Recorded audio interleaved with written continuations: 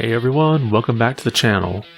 So the Prince of Persia remake is changing to a different internal studio, and Embracer Group's acquisition of many of the Square Enix properties and studios may not mean that they can actually sell some of the games that they bought. And Regie Fils-Aime's book is out, and we have an interesting look behind the possibility of Mother 3 and why it didn't get released outside of Japan. We have those topics and more to cover, but before we get started, if you like this video, be sure to give it a thumbs up. And if you haven't yet, consider subscribing. That's the best way to let me know you enjoy the content on this channel. Now let's get started. So yesterday, Ubisoft announced that the Prince of Persia Sands of Time remake is changing to a different internal studio.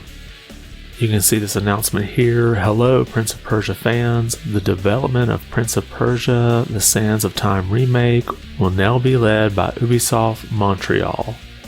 And the rest of the announcement just goes on to talk about the previous studios and how they're so ready to have this project out.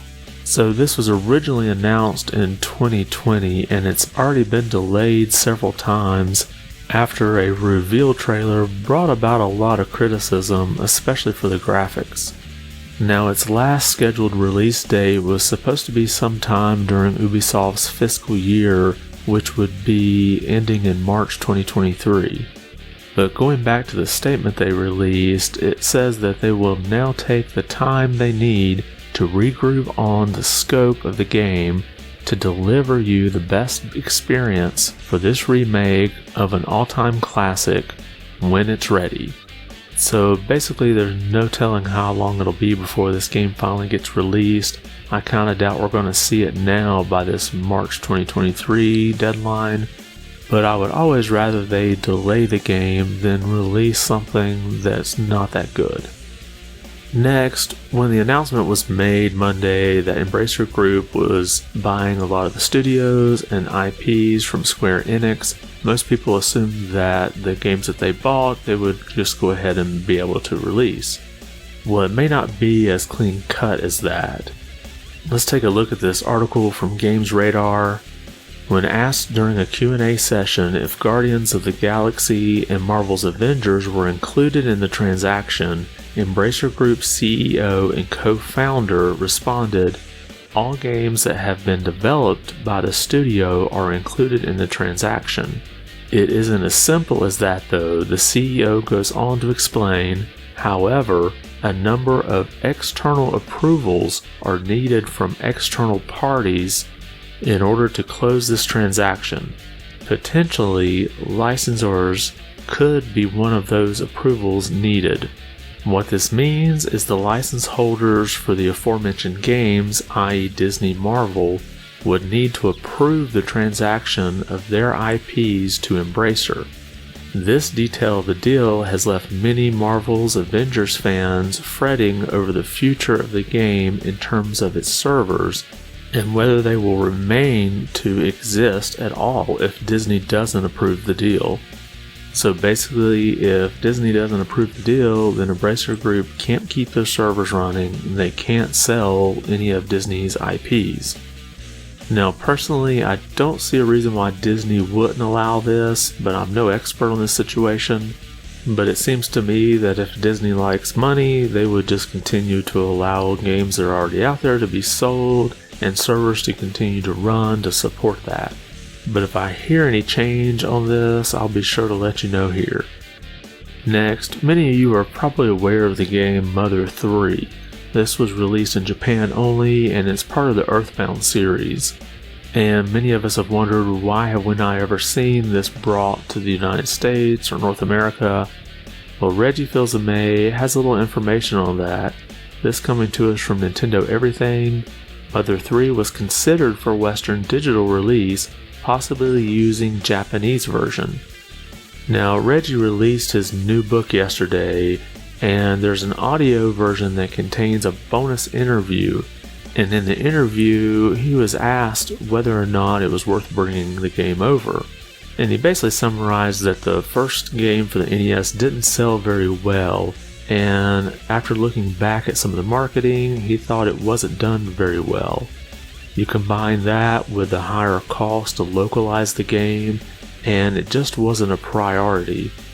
But they had looked at bringing it to the DS, and then Reggie was asked if it was ever possible to do something with Mother 3 and release the game in any form. And here's his quote from the interview.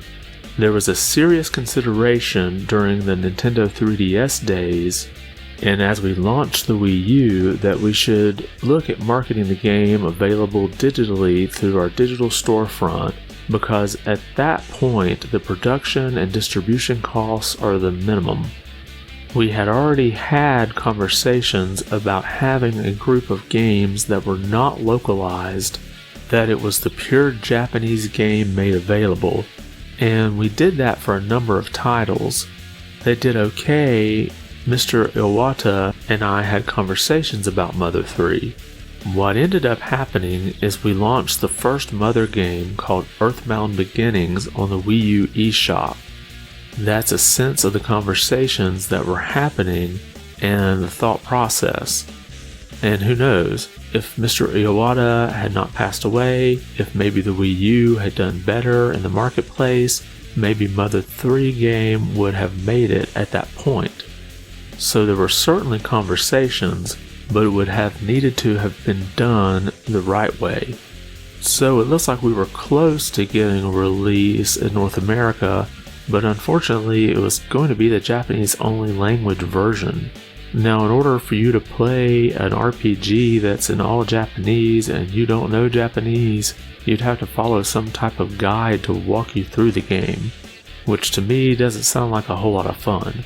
But at least we know it's on Nintendo's radar, so keep your fingers crossed, maybe one day that'll happen. Next, let's take a look at the Game Pass games coming for the first half of May. So out now, we have Loot River for Cloud, Console, and PC, and this is a Day 1 release. And then on May 5th, we'll get Citizen Sleeper for Cloud, Console, and PC, again a Day 1 release.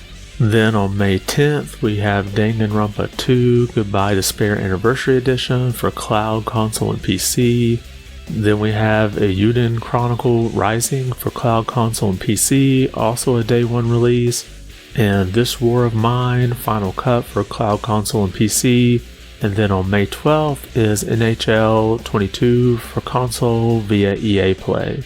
And Trek to Yomi is coming out on May 5th for Cloud, Console, and PC, and that's the one I'm really looking forward to the most. This has that cinematic black and white kind of look. And of course, with every announcement of games coming, we have some that are leaving. So on May 10th, we have leaving Grand Theft Auto San Andreas, the Definitive Edition, and then leaving on May 15th, Enter the Gungeon, Final Fantasy X and X-2, Remnant from the Ashes, Steep, The Catch, Carp, and the Course, and The Wild at Heart. So if there's any of these games you want to play, go ahead and get them and try to get them done before they leave. And then finally, we have somewhat of an update for Shenmue 4, and it's a little bit disappointing. This coming to us from VGC. There are currently no concrete plans for Shenmue 4, says Yu Suzuki. Shenmue creator Yu Suzuki has indicated that he doesn't have any concrete plans for Shenmue 4, but reiterated that he wants to make it more accessible to new players if it happens. So this past weekend, Suzuki was speaking at a special event to celebrate Shenmue, and this was in Yokosuka, which is the city where the series is based. The article goes on to describe the event. Suzuki said that because it was created to please the fans, he was happy that it was well received by players who had enjoyed the previous games. However, he also felt that the focus on fan service meant the newcomers felt like they had been left behind, making the third game a difficult entry point for those who'd never played the first two titles. As such, although Suzuki said he doesn't yet have any concrete plans for Shenmue 4, he stated that he's eager to make it possible for new players to play the next one. Suzuki's latest comments echo an interview he gave to IGM Japan 2 years ago, in which he also said he believes Shenmue 4 will happen and that he wants it to appeal to a broader audience than the last game. With Shenmue 3, I really responded to the fans' voices, so I wasn't necessarily thinking about making any money, but since I'm running a company, I have to think about what I can sell if I continue. I've been seriously talking about it over and over again. Now, I have been seriously talking about hoping to see Shenmue 4 announced at the end of the anime series, and unfortunately we didn't get that. And assuming Yu Suzuki's being straightforward in this interview, it doesn't sound like it's being worked on at all. But it does sound like he's been thinking about what type of direction he wants to take the fourth entry in the series to. So who knows, we might see Shenmue 4 show up as a launch title for the PS7. And that's all we have for today. Did anything we talk about catch your attention? Was it surprising to see Prince of Persia Remake be moved to a different internal studio, especially after there were negative reactions to the trailer that was released? And do you think we'll ever see a localized version of Mother 3 officially released from Nintendo? And are there any games coming this month to Game Pass that we need to check out? Be sure to drop a comment about those or any of the other topics we covered today. I want to thank you for watching, and be good.